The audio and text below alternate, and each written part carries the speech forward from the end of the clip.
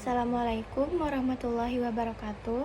Perkenalkan, nama saya Keisha Aulia Putri Fatia dengan NPM 251104020023 dari program studi akuntansi kelas reguler C. Pada kesempatan kali ini, saya akan mempresentasikan yaitu review materi mata kuliah syariah dengan topik mengenai pengertian syariah, perkembangan syariat, klasifikasi hukum Islam, serta sumber hukum dalam Islam. Presentasi ini bertujuan untuk memahami bagaimana syariah menjadi pedoman hidup dalam seluruh aspek kehidupan umat Islam. Yang pertama yaitu ada pengertian mengenai syariah. Syariah secara bahasa berasal dari kata asyar atau asy'ara yang berarti jalan. Maknanya adalah jalan yang lurus, jalan yang jelas, dan jalan yang mendapat petunjuk. Bahkan syariah juga bisa diibaratkan seperti air, yaitu sebagai sumber kehidupan. Sedangkan syariah secara istilah yaitu aturan atau ketentuan dari Allah Subhanahu wa Ta'ala yang diperuntukkan bagi umat manusia yang berakal sehat agar memperoleh kebahagiaan di dunia maupun di akhirat. Dengan demikian, syariah merupakan pedoman hidup bagi umat Islam secara menyeluruh. Yang kedua yaitu ada syariat yang tidak pernah berubah. Syariat ada sejak zaman manusia pertama yang disebut sebagai syar'u man qablana atau syariat sebelum kita. Setiap nabi dan rasul mempunyai syariatnya masing-masing, bukan karena berbeda, tetapi mengalami penyempurnaan, yaitu mengikuti kebutuhan manusia pada zaman tersebut. Contohnya, seperti di zaman Nabi Adam, belum ada syariat untuk menjalankan ibadah puasa, karena pada zaman tersebut belum ada kewajiban untuk menjalankan ibadah puasa. Walaupun bentuk syariat mengalami perkembangan, terdapat syariat inti yang tidak pernah berubah sejak dulu sampai sekarang, yaitu syariat yang mutlak dari zaman manusia pertama sampai sekarang, yaitu menyembah Tuhan yang satu, Allah Subhanahu wa Ta'ala. Maka dosa yang tidak akan pernah diampuni yaitu menyembah selain Allah Subhanahu wa Ta'ala. Kemudian adapun syariat yang dulu ada tapi masih dipraktikkan sampai dengan sekarang, yaitu ibadah puasa. Sebagaimana Allah berfirman dalam surah Al-Baqarah ayat 183 sampai 185. Wahai orang-orang yang beriman, diwajibkan atas kamu berpuasa sebagaimana diwajibkan atas orang-orang yang terdahulu agar kamu bertakwa. Kemudian ada juga penyelewengan syariat Islam, yaitu dalam perjalanan sejarah banyak terjadi penyelewengan terhadap syariat. Salah satu contohnya yaitu praktik tawaf jahiliyah pada masa sebelum Islam. Pada saat itu, masyarakat membuat aturan sendiri dalam beribadah, seperti hanya golongan tertentu yang boleh tawaf dengan pakaian tertentu, dengan adanya penyembahan berhala dan tidak menyebut asma Allah Subhanahu wa Ta'ala. Oleh karena itu, Nabi Muhammad SAW diutus untuk menyempurnakan dan meluruskan kembali syariat yang telah diselewengkan. Pada zaman saat ini ada dua makna syariat. Yang pertama yaitu syariat sama dengan agama itu sendiri. Di sini sifatnya mutlak, suci, benar, dan tidak bisa diganggu-gugat. Yang kedua yaitu syariat sama dengan fikih, yaitu syariat yang bersifat relatif, artinya pemahaman kita tentang syariat tersebut. Dari masing-masing contoh tersebut, contoh yang pertama syariat agama itu sendiri, seperti orang yang dengan sengaja membunuh orang lain, maka hukumannya adalah pengadilan, tidak bisa diganggu-gugat. Dalam hukum qisas atau hukum mati sebenarnya terdapat kehidupan, Karena jika tidak dihukum mati, maka orang tidak takut untuk membunuh sesama orang lain. Maka syariat sudah pasti benar, dan apa yang dikatakan oleh Al-Quran dan Nabi Muhammad SAW sudah pasti benar. Contoh yang kedua yaitu syariat sama dengan fikih. Seperti cara seseorang memahami sholat, ini pasti berbeda-beda. Jadi syariat sama dengan fikih itu benar, tetapi tergantung bagaimana kita memahami syariat tersebut. Kemudian ada sumber hukum Islam. Mempelajari hukum Islam sangatlah penting, karena setiap aktivitas kita sebagai manusia pasti berkaitan dengan syariat. Dari bangun tidur sampai kita tidur kembali, kita berikatan dengan syariat atau berada dalam beban hukum. Oleh karena itu, umat Islam harus memahami hukum-hukum Islam agar dapat mengetahui mana yang diperbolehkan, dianjurkan, maupun dilarang dalam agama serta norma. Kemudian ada pengertian sumber hukum Islam, yaitu ilmu yang wajib dipelajari untuk menjalankan kewajiban kepada Allah Subhanahu wa Ta'ala.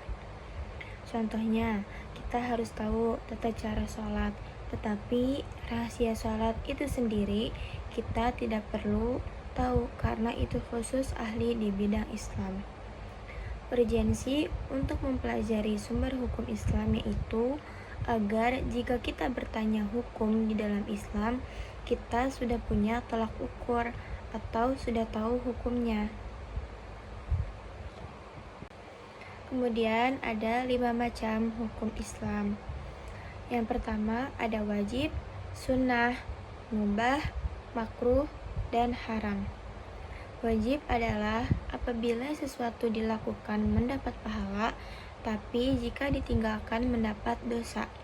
Yang kedua ada sunnah. Apabila sesuatu dilakukan mendapat pahala, tetapi apabila ditinggalkan tidak mendapat dosa. Yang ketiga itu ada mubah. Apabila sesuatu dilakukan tidak mendapat pahala, tetapi jika tidak dilakukan tidak mendapat dosa. Yang keempat itu ada makruh. Apabila dilakukan tidak dapat dosa, tetapi jika ditinggalkan mendapat pahala. Yang kelima itu ada haram. Apabila dilakukan mendapat dosa, tetapi jika ditinggalkan mendapat pahala. Masing-masing contohnya yaitu seperti yang pertama wajib. Makan wajib itu saat buka puasa. Yang kedua, makan sunnah yaitu ada saat sahur dan saat kita bertamu ke rumah orang lain. Yang ketiga, ada makan mubah yaitu saat hanya kita ingin makan. Yang keempat, ada makan makruh yaitu makan di depan orang yang berpuasa atau orang yang sholat. Yang kelima, ada haram yaitu makan saat kita sedang puasa dan saat kita sedang sholat. Kemudian ada akil dan balik serta beban hukum. Saat seseorang sudah mengalami akil dan balik, maka sudah terkena beban hukum. Maka di sini masalahnya akil dan balik itu tidak selalu sejalan. Contohnya, Siti Aisyah yang dinikahi saat umur 9 tahun. Karena walaupun beliau belum balik, tetapi secara akil atau akal sudah seperti orang dewasa. Maka dari itu, akil dan balik tidak selalu terjadi bersamaan. Ada orang yang secara biologis sudah balik, tapi pemikirannya belum matang, dan begitupun sebaliknya. Karena itu, kematangan seseorang dapat berbeda-beda, tergantung individu dan kondisi zamannya. Sumber hukum syariah. Sumber hukum syariah adalah rujukan, dasar rujukan dalam menetapkan hukum Islam, baik dalam ibadah maupun muamalah. Muamalah adalah hubungan antara sesama manusia. Maka tanpa sumber hukum yang jelas, hukum akan bersifat subjektif. Subjektif adalah menentukan sesuatu dengan semaunya kita sendiri.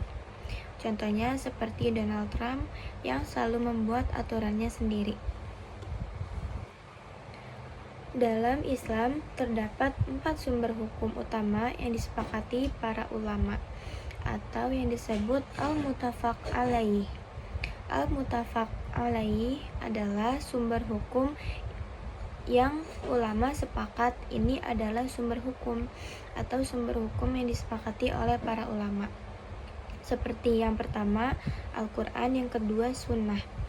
Al-Quran ialah firman Allah Subhanahu wa Ta'ala yang merupakan mukjizat dan diturunkan kepada Nabi Muhammad SAW melalui malaikat Jibril secara berangsur-angsur, yang dimana dimulai dari surat An-Nas, membacanya mendapat pahala. Yang kedua ada sunnah. Sunnah semua yang disandarkan kepada Nabi Muhammad SAW, baik dari perkataan, perbuatan, ketetapan, dan sifat. Kemudian ada juga ijma dan qiyas.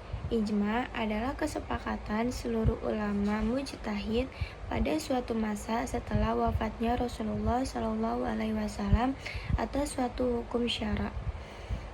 Yang keempat ada qiyas. Qiyas adalah analog hukum, yaitu menetapkan hukum perkara baru yang belum ada dalilnya dengan menyamakan pada perkara lama yang sudah ada dalilnya karena persamaan sebab. Kemudian ada sumber hukum sekunder, yaitu al-mukhtalafi, adalah sumber hukum yang tidak semua ulama sepakat ini adalah sumber hukum.